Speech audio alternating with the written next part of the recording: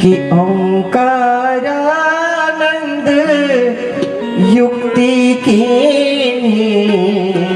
ओंकारानंद युक्ति की ओंकारानंद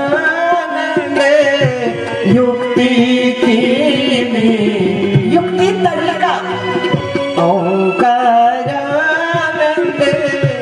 युक्ति की ओंकारानंद युक्ति की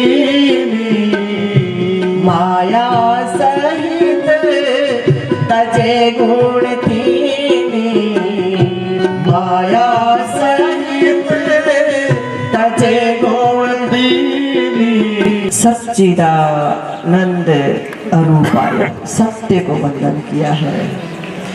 यहाँ भी जो अजन्मा है, जिसका कोई आदि नहीं, कोई अंत नहीं, ऐसे सत्य को वंदन कर रहे हैं। ऐसे सत्य में हमारी बुद्धि निष्ठ हो। सत्यम परम धीमहि। तो फिर जिस सत्य का कोई और छोर नहीं, कोई नाम नहीं, कोई रूप नहीं, कोई आकृति नहीं, एकाएक हमारा मन उसमें कैसे लगे, कैसे रमण करे, तो कहा कृष्ण को उसी सत्य ने साकार भगवान श्री कृष्ण के रूप में अवतार लिया। उन्होंने कृष्ण 12 वर्ष गोकुल में लीलाएं की, 14 वर्ष मथुरा में लीलाएं की, 100 वर्ष द्वारिका में लीलाएं की। उन लीलाओं के माध्यम से उन लीलाओं को का सहारा अपने मन को दे और उन्हीं लीलाओं का सहारा पाकर हमारा मन धीरे धीरे एक दिन अवश्य उस बिना नाम, बिना रूप, बिना आकृति वाले में रमण कर जाएगा। इसलिए कथा है, यही कथा का सार है। तो कहा फिर भागवत जी में वास्तविकता क्या है, वास्तव वस्तु क्या है? कहा शिवदम। शिव माने ज्ञान, ज्ञान की चर्चा है, सत्य की चर्चा है। शुरू से लेकर आद्योपांत सच्चिदानंद, यहाँ सत्यम परम धीमहि।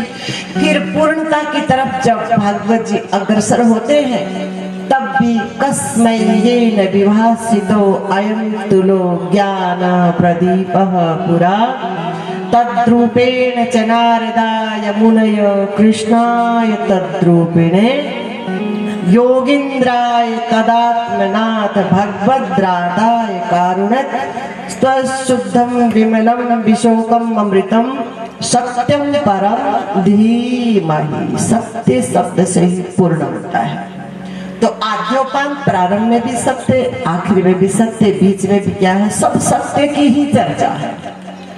सत्य की तरफ हमारा मन अग्रसर कैसे हो, इसी संबंध में बार बार प्रश्न हुआ है और इसी संबंध में बार बार प्रश्न का उत्तर हुआ है। शब्दों का फेरबदल है बस।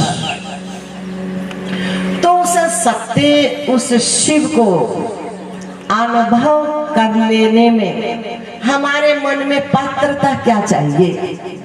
अधिकारी कौन है कि हमारा मन वास्तविकता में रमण कर जाए? कोई कह रहा है भगवान ऐसे हैं, कोई कह रहा है वैसे हैं, लेकिन वास्तव में हमारा मन सत्य में प्रवेश कर जाए, सत्य में निष्ठ हो जाए, सत्य में आरूढ़ हो जाए, इसके लिए हमें कौन सी पात्रता पास करनी पड़ेगी? क्या पात्रता चाहिए, क्या योग्यता चाहिए? तो कहा निर्मत्सराणा, हमारे मन से मात्सर्य भाव निकल जाए। रामचरितमानस इसी भाव को सरल से शब्दों में कह रहा है कि मोहे चल छिद्र कपट नहीं भावा, निर्मल मन जन सो मोहे पावा। मोहे छल छिद्र कपट नहीं भावा। अधिकारी कौन है?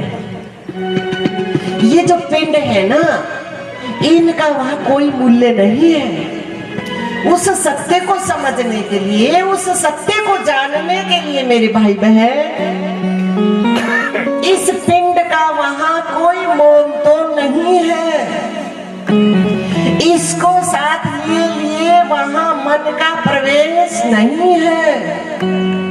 सरल से शब्दों में आप बार बार गुनगुनाते भी हो, कहते भी हो, सुनते भी हो कि प्रेम गली अति सागरी, तामे दो ना समाए दो का मतलब मन सत्य को पाना चाहता है, सत्य में निष्ठ होना चाहता है और शरीर की स्मृति को साथ में लिए हुए है, शरीर की याद को साथ में लिए हुए है, नाना प्रकार के विचारों को मन साथ में लिए हुए है, तो बात बनने वाली नहीं है।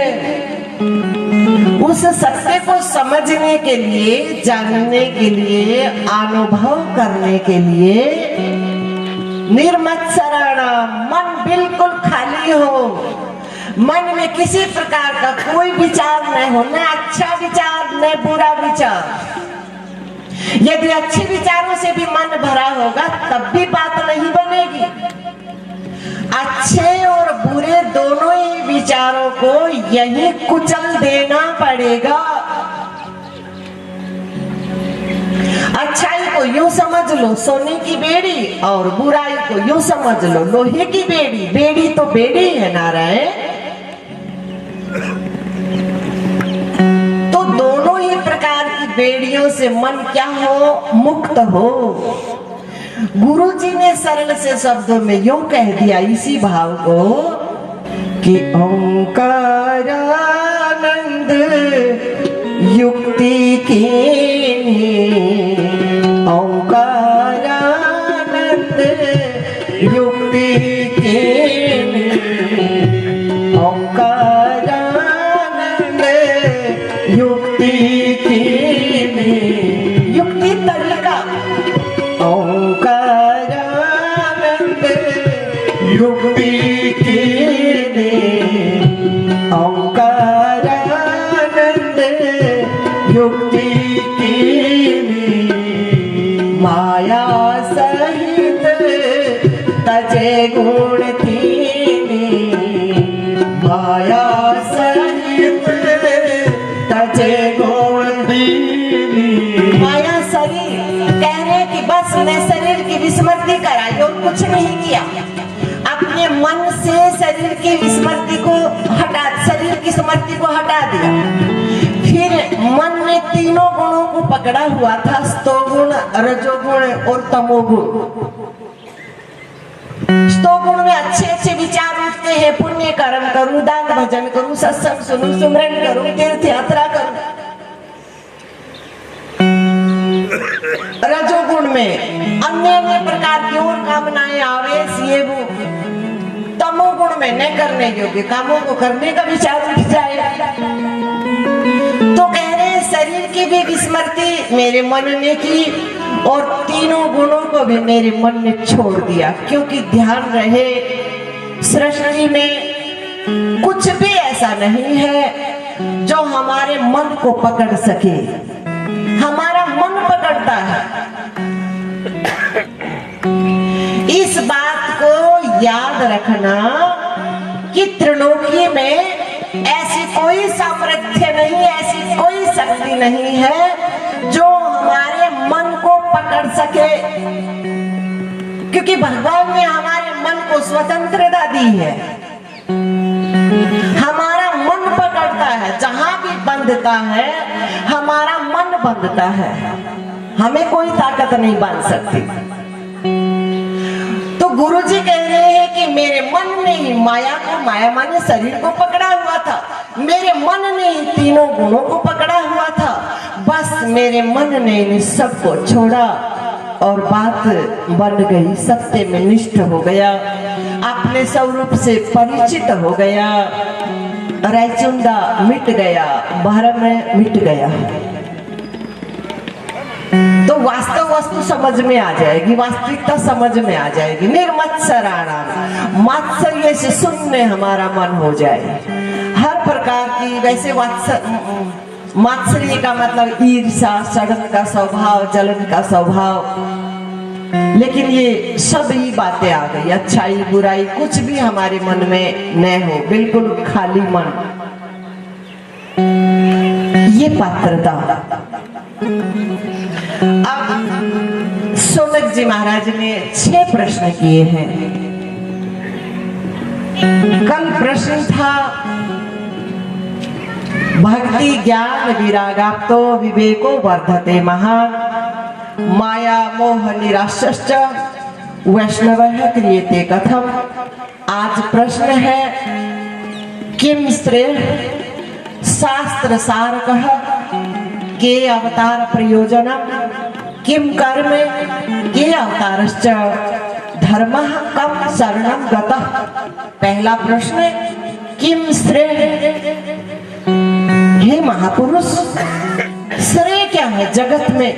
श्रेय माने सार, 2 बातें, एक श्रेय एक प्रेम। श्रेय माने स्वीकार करने योग्य, प्रेम माने त्याग देने योग्य।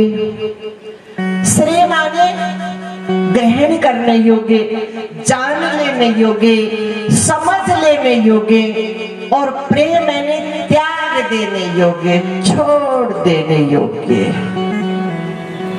तो कहा किम श्रेय, श्रेय क्या है? जगत का श्रेय क्या है? शरीर का श्रेय क्या है? सदग्रंथों का श्रेय क्या है? माने सार क्या है? दूसरा प्रश्न, शास्त्रों का सार क्या है? हरि अनंत, हरि कथा अनंता, कहे ही सुने ही बहुविधि सब संता। तो सभी शास्त्रों का सार क्या है, निचोड़ क्या है? दूसरा प्रश्न, प्रश्न 6 है, लेकिन उत्तर सबका एक ही है कि अवतार प्रयोजन। तीसरा प्रश्न, भगवान अवतार ग्रहण क्यों करते हैं? यदि कहे सत्व की रक्षा करने के लिए, अधर्म को नष्ट करने के लिए, तो वो तो मात्र संकल्प मात्र से संभव है। नाना प्रकार के रूप धारण करने की क्या आवश्यकता? तो अवतारों का कारण क्या है? चौथा प्रश्न, भगवान ने कितने अवतार धारण किए हैं?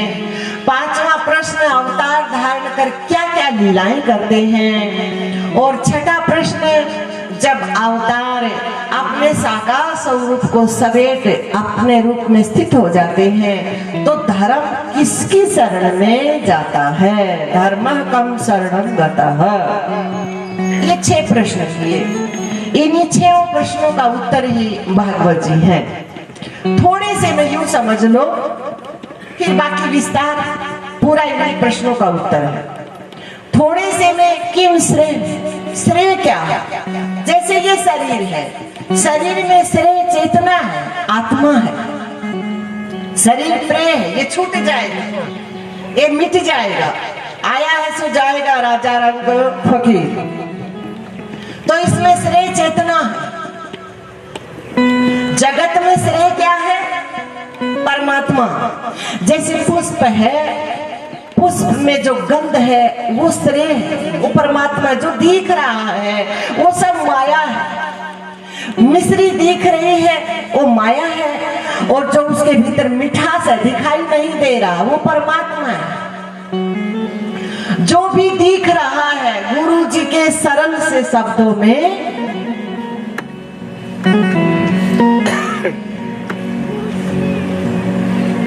रस में मिठास में हूँ, सारों का सार में हूँ, चेतन असंग में हूँ, वेदों में अक्षर अर्जुन ओंकार में हूँ।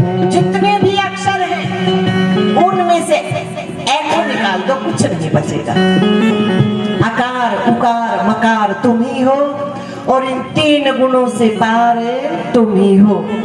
तो जो दिख रहा है वो माया है और इसके पीछे जो अदृश्य शक्ति है वो सार है, वो परमात्मा है। शास्त्रों का सार, शास्त्रों का भी सार यही है, उसी सत्य की तरफ इशारा कर रहे हैं। यूं समझ लो शास्त्र एक नक्शा है, बता रहे हैं यदि इस मार्ग से नहीं